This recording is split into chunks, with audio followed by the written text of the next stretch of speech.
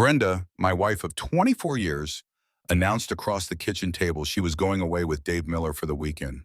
Standing, she stroked my head like an old doom, my gut twisted, exposing a raw emptiness. I just need new ones, she said, a casual dismissal that hit harder than any slap.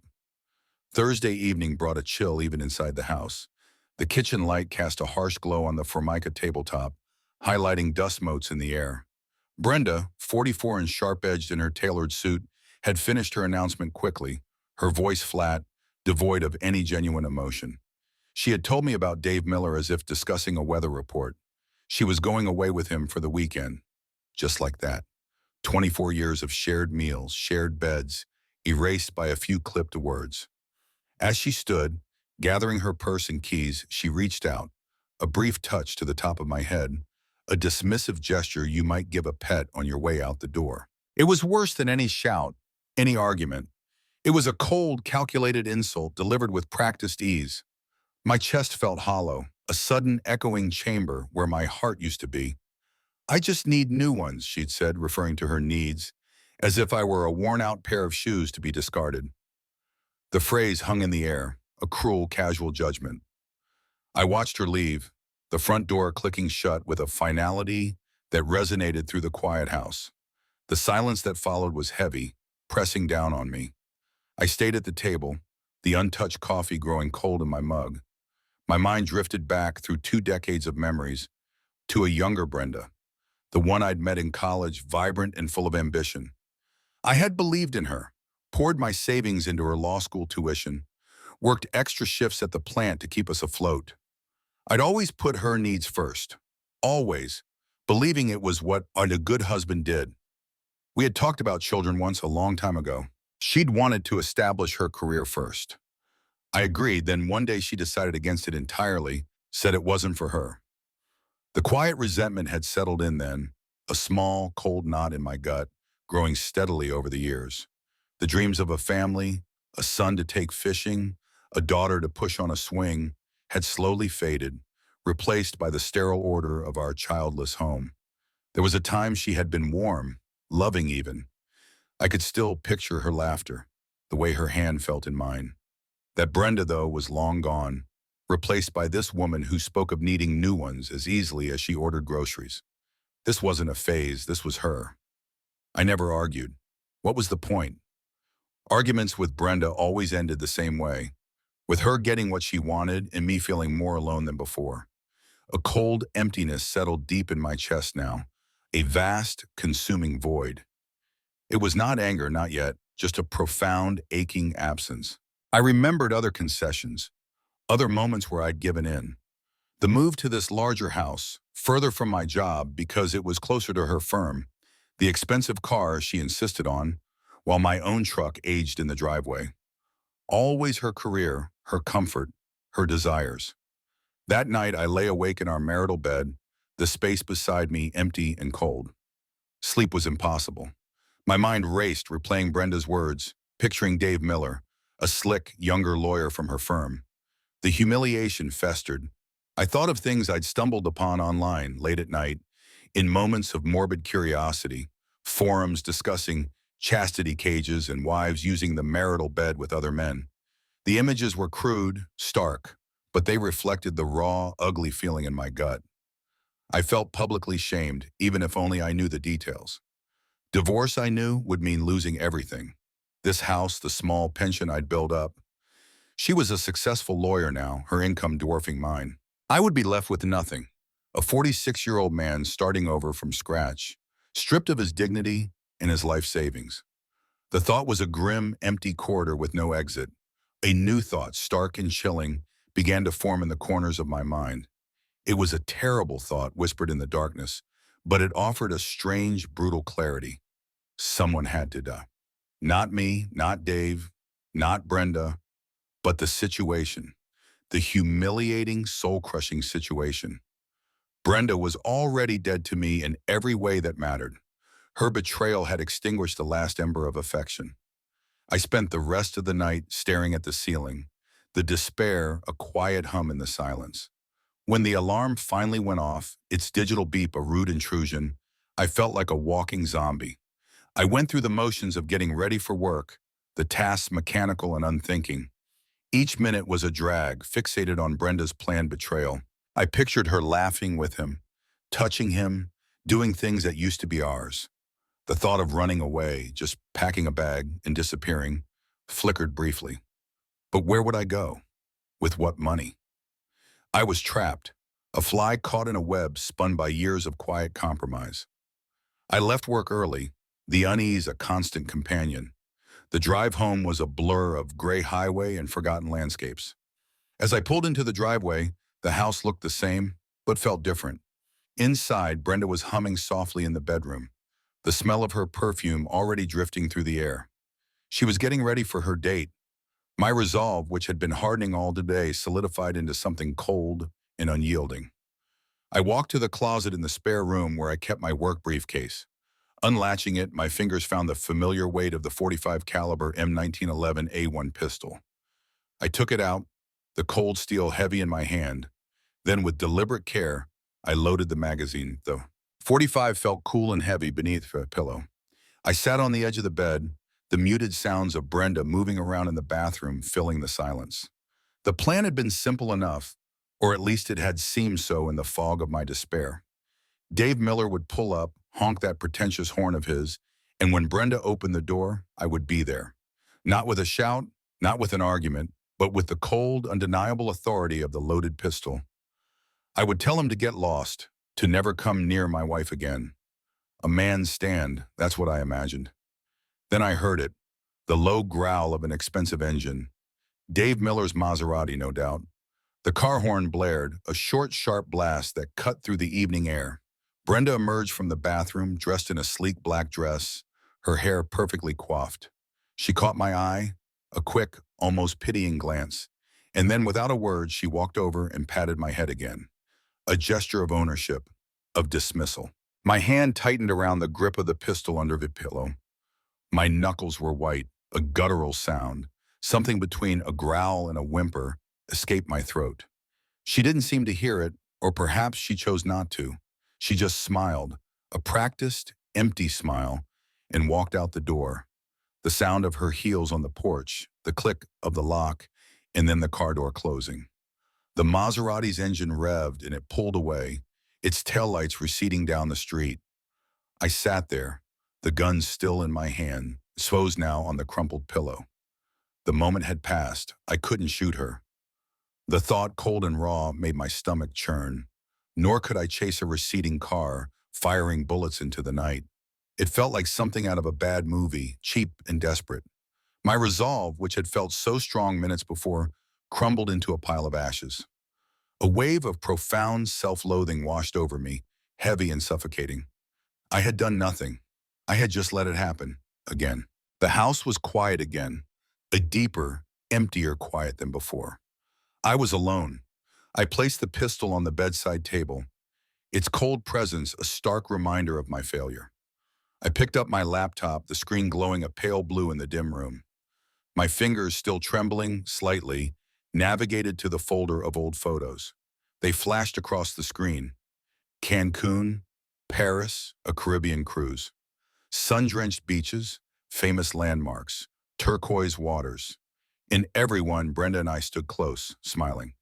Our arms around each other, her head resting on my shoulder. We looked happy. We looked like a couple in love. Now those images mocked me, a cruel reminder of a life that felt alien, a lie I had lived for 2 decades. Who were those people? Not us, not anymore. The cold truth of my isolation settled in. I had no one. My sister, gone too young in a car accident years ago. My brother lost to a fraternity hazing incident in his freshman year. My father just a few months ago, a quiet man who had worked hard and asked for little. My mother 2 years before him, her quiet sorrow over not having grandchildren now echoing in my own empty heart. Brenda hadn't even come to my father's funeral. Important work, she'd claimed, her voice firm, leaving me to sit alone in the sparse funeral parlor, watching the handful of mourners, feeling more alone than ever. My mother would have understood, I thought. She would have understood this ache for children, for a legacy. I even had a crazy uncle, somewhere in the Australian outback, a distant figure who offered no solace, only a faint, abstract connection to a family I barely knew. And friends? I had work acquaintances, men I'd share a beer with after a shift, talk about the Tigers, but no one I would call a close friend. No one I could call at 2 in the morning and tell about the hollow feeling in my chest. The realization was a sharp, painful jab. I had built my entire world around Brenda, and now that world was gone, leaving me stranded in a wasteland of my own making. I cursed myself, silently, bitterly, for my own foolishness. With a growing sense of cold resolve, I opened our joint bank account online. I knew her passwords, always had. She was careless with such things, confident in my loyalty. My fingers moved swiftly, making several critical changes. Transfers, cancellations, a slow, methodical dismantling of our shared financial life. Next, I navigated to Brenda's law firm website. It was sleek, professional, with photos of all the partners, including Brenda, looking polished and self-assured. I scrolled through the pages, finding every available contact email. Partners, senior associates, human resources. Every single one. Then I began to type. The email was precise, factual, devoid of emotion. I outlined Brenda and Dave Miller's affair, the company resources they had likely used, the firm credit card, the company car, the trips. I detailed the dates, the locations, the blatant disregard for company policy and professional ethics. I attached the photos of Brenda and Dave Miller that I had found on Dave's public social media account, photos taken just weeks ago at a work conference in Miami that Brenda had attended alone. I read it over, cold and clear. Then, with a single click, I sent it. The email sent, a cold satisfaction settled in my chest, a small, dark ember in the void. It wasn't much, but it was something. A final act of defiance against the woman who had systematically dismantled my life. I went to the printer, retrieved the single sheet of paper, and walked it to the living room.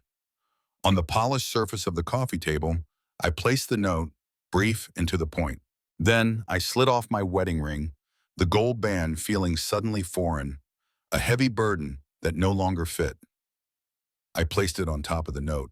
Let her find it. Let her wonder. I closed the laptop, the screen going dark, and put it away. There was no more to be done. No more to plan. I sat on the couch, the familiar cushions offering no comfort. The house was quiet, a heavy, suffocating silence that amplified my isolation. Every tick of the grandfather clock in the hall sounded like a hammer blow against the walls of my empty life. The faint smell of Brenda's perfume still lingered in the air, a cruel reminder of her presence and absence. My mind drifted, searching for echoes of better times. The small apartment we'd rented right after she passed the bar, before the big house, the expensive cars, the distance that grew between us with each new promotion. We had been happy then, or at least I had been. She had cooked dinner, sometimes, simple meals, and we'd eaten them at a small kitchen table, talking about our days, about our future. We had planned things, a trip to the Grand Canyon, a second honeymoon to Italy. Those memories, once so comforting, now felt like ghosts, specters of a life that never fully materialized. The weight of it all pressed down on me. The years of quiet sacrifice, the unspoken resentments, the slow erosion of my self-worth. It was all laid bare now, in the stark, unforgiving silence of the empty house. I thought of my mother, her quiet sorrow over the lack of grandchildren. I understood that sorrow now, the ache for something to continue, something to carry on your name, your legacy. Brenda had taken that from me too, not actively, not with malice perhaps, but with a casual disregard for my desires. My gaze fell upon the pistol, still lying on the bedside table. It gleamed faintly in the dim light filtering in from the street lamp outside. The cold steel, the heavy weight, it was the only certainty left in a world that had become utterly unpredictable. This was the only courage I could muster, and a bitter thought surfaced. I wished I'd had this courage sooner. Wished I'd stood up for myself, for my dreams, for the life I wanted, before it was too late, before Brenda had chipped away every piece of me until only this empty shell remained. My hand reached out, slowly, deliberately. My fingers closed around the pistol grip, the cold metal against my palm. It felt substantial, real. A heavy weight, but also a strange kind of release. This was the final step, the last act of a broken man. I raised the gun. The barrel felt cold against my temple, a precise, unyielding pressure. My breath hitched in my throat, a dry, ragged sound. My eyes closed. Images flickered through my mind. My mother's gentle smile, my father's calloused hand. "I'm sorry, Mom and Dad," I mumbled, the words barely audible, choked with unshed tears. "I hope to see you soon." Then I pulled the trigger. The world imploded in a flash of light and a deafening roar. The quiet suffering that had consumed me day by day, year by year, was finally brutally ended. The weekend unfolded for Brenda under a bright, indifferent sun. She was with Dave Miller, far from the quiet suburban house where my suffering had come to its end. They were in a high-end resort, a place of manicured lawns and endless pools, completely oblivious to the dust settling in my living room. Sunday morning, over mimosas and a lavish breakfast buffet, Dave idly brought up my name. "So, Earl," he started, a slight frown creasing his brow. "Everything okay back home?" Brenda waved a dismissive hand, the diamond on her finger catching the light. "Honestly, Dave, I hadn't thought about him at all this weekend." She took a sip of her mimosa, a smug satisfaction spreading across her features. "Not even once." Dave shifted in his seat, looking out at the shimmering pool. "He just seemed quiet the other day when you told him." "He's always quiet," Brenda scoffed, a tight smile on her lips. "He's a coward, Dave. He won't do anything. Never does." Her voice held a note of certainty, a conviction born of 24 years of my silent compliance. Dave still seemed uneasy. He leaned forward, his voice dropping slightly. "Remember the Connors case? How messy it got? Did he say anything to you? Do anything before we left?" Brenda thought back to Thursday evening. My silent presence on the couch, the brief, unsettling growl. She shrugged. "He just sat there. Didn't say a word. Hasn't said anything since Thursday night." She chuckled, a brittle sound, probably too busy feeling sorry for himself. "It's just a little strange he hasn't called or texted, don't you think?"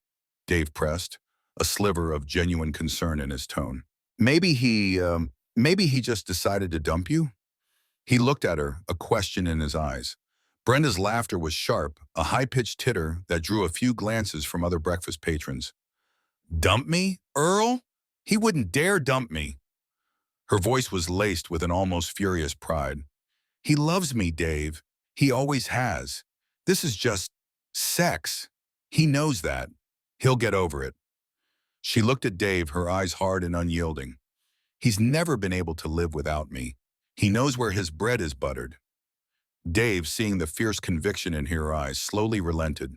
His expression softened, the momentary unease fading, replaced by the easy charm he usually wore. He reached across the table, covering her hand with his. "You're right, Brenda.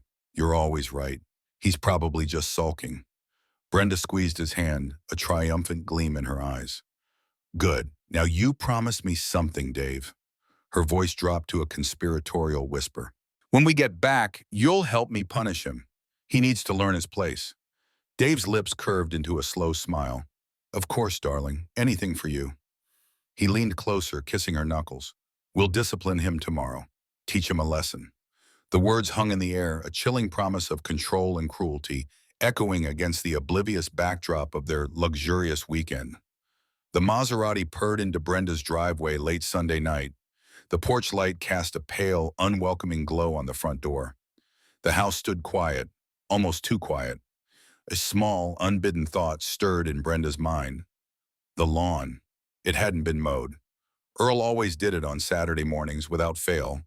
The rhythmic hum of the mower, a familiar soundtrack to her weekend mornings. She made a mental note to reprimand him about it, a small infraction to add to the list. Life, she expected, would simply continue as before, with her new interest slotting seamlessly into her established routine. Dave turned off the engine, the sudden silence amplified by the quiet house. He turned to Brenda, a mischievous glint in his eyes. "Are you ready for this?" he asked, a knowing smile playing on his lips, referencing the punishment they had discussed. Brenda met his gaze, her own confidence unwavering. "Of course," she replied, a faint smirk forming. She imagined Earl sulking, ready to be brought to heel.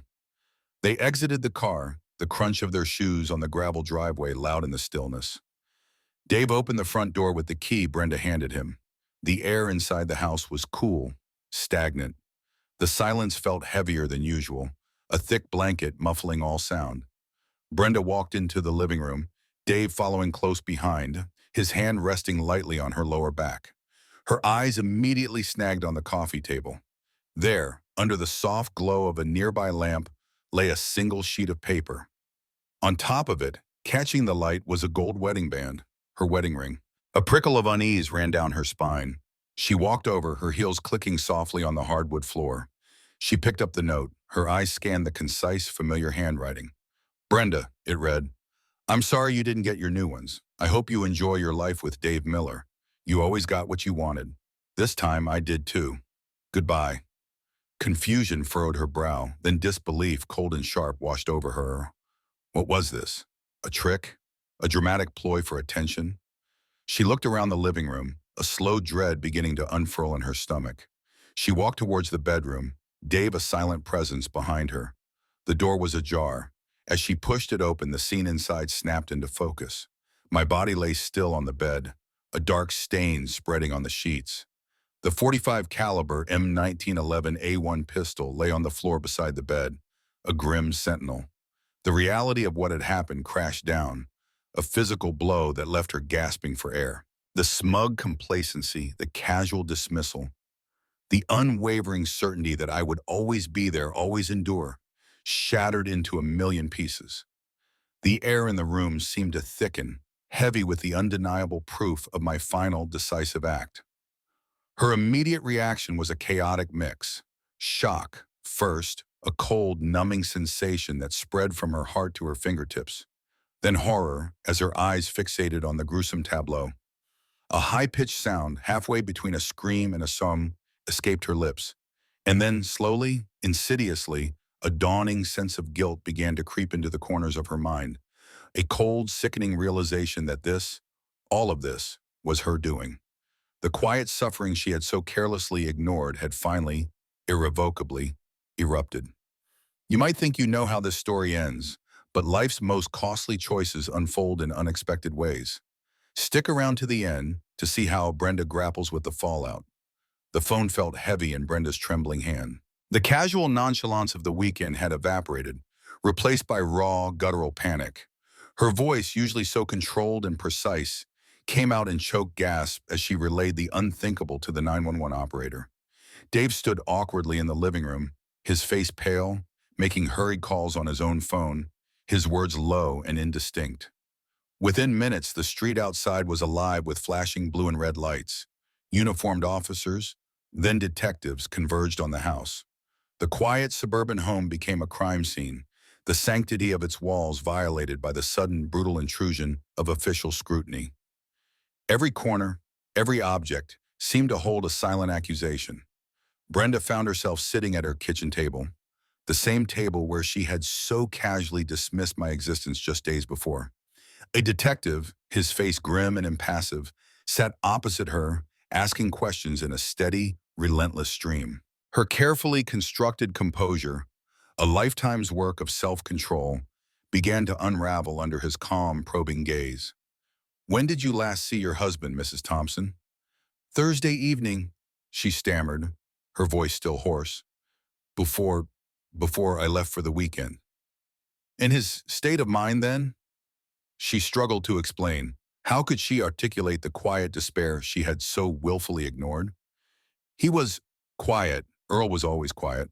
She tried to sound convincing, but the words felt hollow even to her own ears.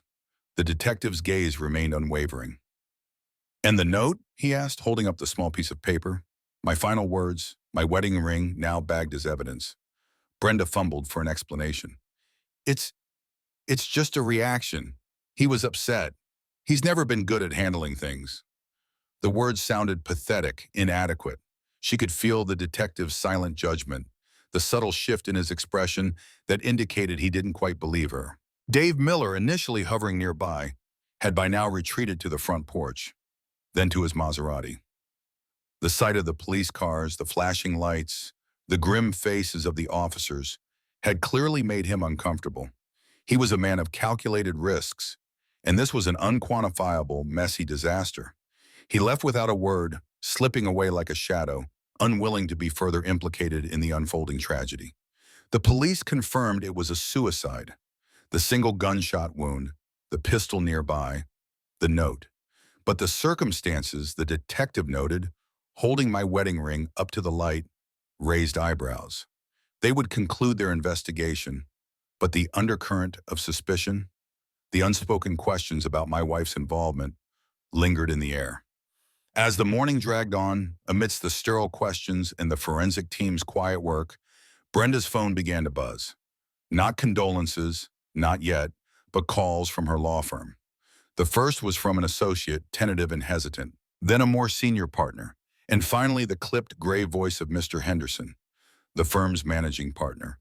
"Brenda," he said, his voice cold and devoid of his usual joviality, "we've received some disturbing emails." My emails, the ones I had sent just hours before I pulled the trigger. They had been seen, read, even by Mr. Henderson himself. The scandal was brewing. The carefully cultivated image of the brilliant, ethical attorney was already starting to crack. The firm's tone was professional, distant, but the message was clear. There would be serious repercussions. Her stellar reputation, a construct she had spent years building, was now hanging by a thread, threatened by the ghost of a man she had discarded so easily.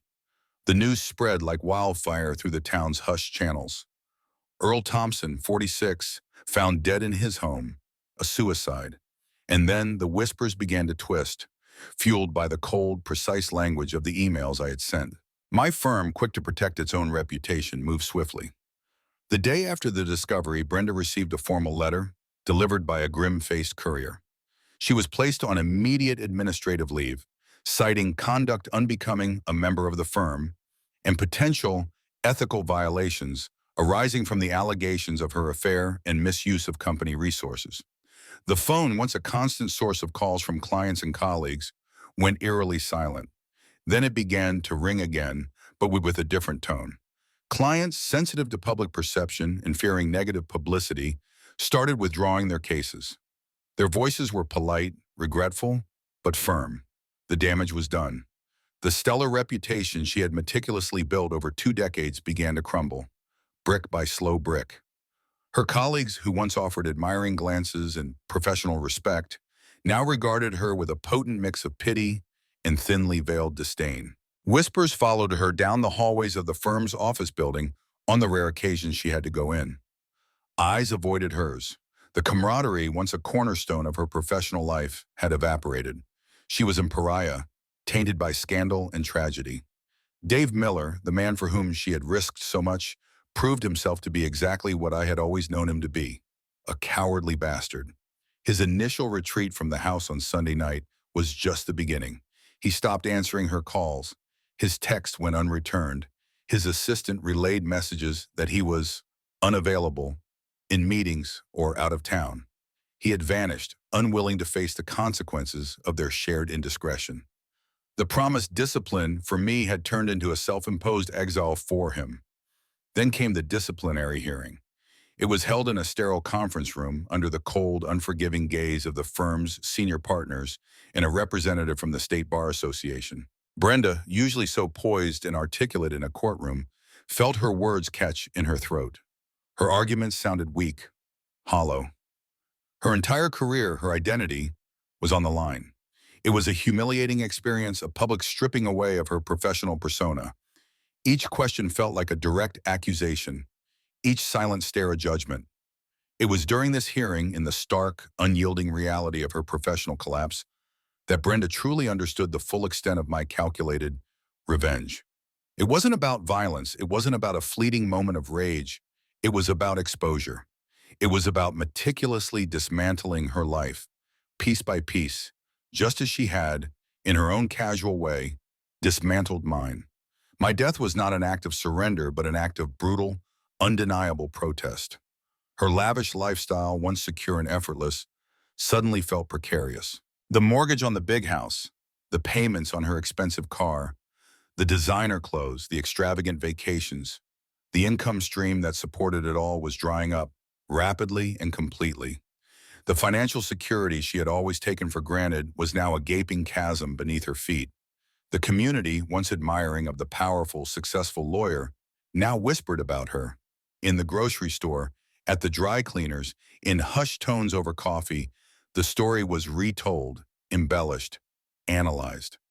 Poor Earl, people would say, their voices laced with sympathy. He was such a good, quiet man. And then the inevitable. Brenda, though, always so reckless. The judgment was palpable, a chilling echo of the cold realism that had defined my final days.